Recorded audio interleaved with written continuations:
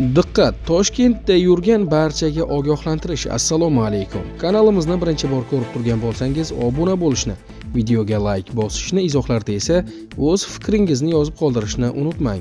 So'nggi kunlarda Toshkent shahri ko'chalarida narkosavdogarlarga aloqador e'lonlar kuzatilmoqda.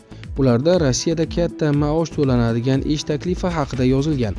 Mazkur holat bo'yicha Toshkent shahar Ichki ishlar bosh boshqarmasi ogohlantirish bilan chiqdi. Qayd etilishicha, e'lonlarda Rossiyada 1000 AQSh dollari ish haqi borligi yozilgan. Telegramdan bizga yoz deb yozib qo'yilgan.